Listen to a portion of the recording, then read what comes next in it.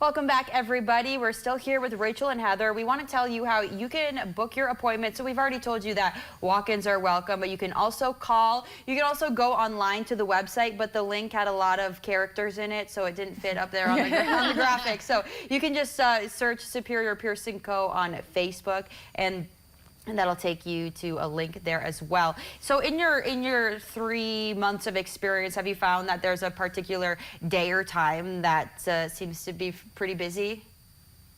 Fridays and Saturdays. Right, yeah. Honestly, and Mondays too. I wasn't expecting that, but Mondays are super busy all the time. So Yeah. What's your schedule looking like after this today? I might be asking for myself. not as crazy as normal for a Friday, but we had kind of been, blocked off some of the day because we didn't know what time we'd be done here and that kind of thing. But we'll fit you in. Yeah. Yeah, when are you gonna get pierced? Me? Yeah. Perhaps my nose. Perhaps I might get my lobes corrected so that they're even.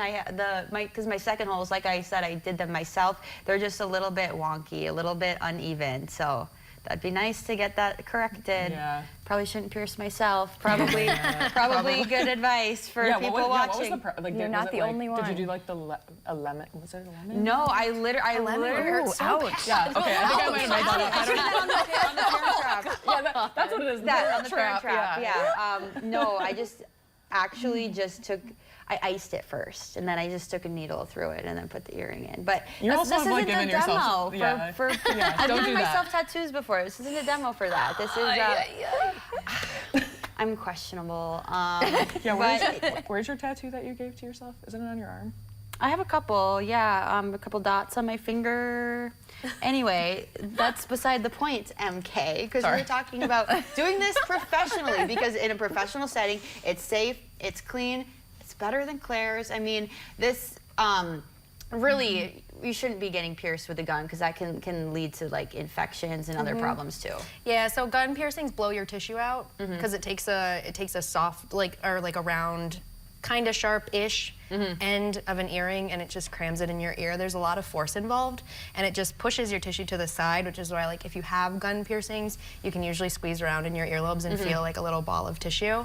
So when you're treating a gun piercing, you're treating soft tissue damage. They also cannot be taken apart. I know that some places use like single-use guns, which still does the soft tissue damage, but they're not as bad as like the guns from Claire's and stuff, because they just kind of wipe them in between. They can't take them apart. For a long time, it was a really great way to spread hepatitis.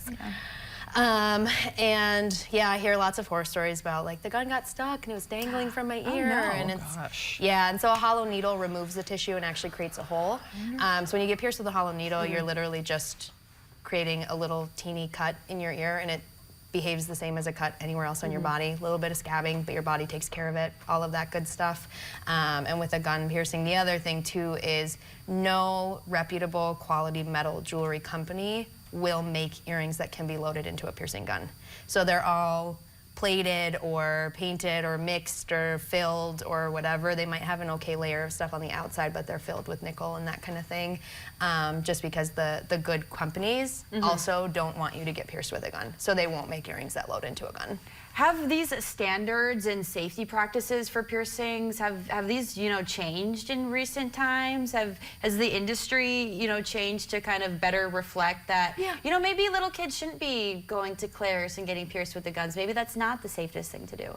Yeah, I mean, definitely. I mean, like, when I was, 20 years ago, when I was in the time of getting my ears pierced, there wasn't you didn't go other places. It was literally like everyone knows you go to Claire's, you sit down, they take the gun, you pierce your ears.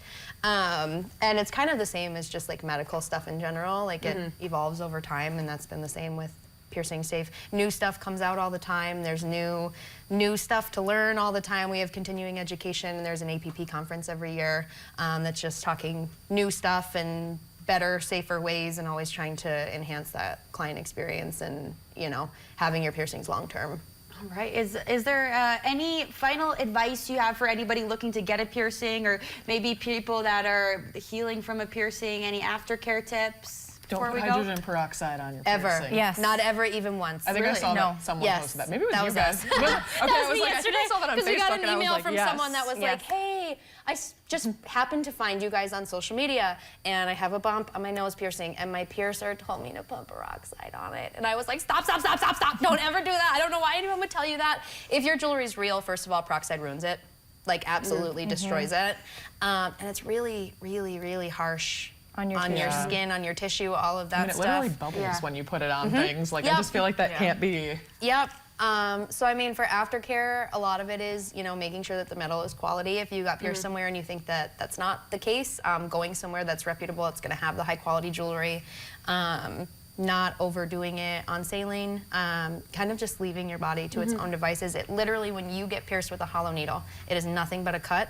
If you wouldn't do it to a cut on your arm, don't do it to your piercing. Is kind of what I always tell people. I'm like, you're way overdoing it. It doesn't need tea tree oil and chemicals and excess saline and all the things. You know, it just truly it doesn't need it. And then you aggravate that tissue, you dry the heck out of it, and it creates a bubble of moisture to try to keep things wet. Yeah. And then you just perpetuate problems. All right. Well, this has been a really great conversation. Unfortunately, that's all the time we have for right now. We have one more commercial break, and we'll wrap up this conversation when we come back.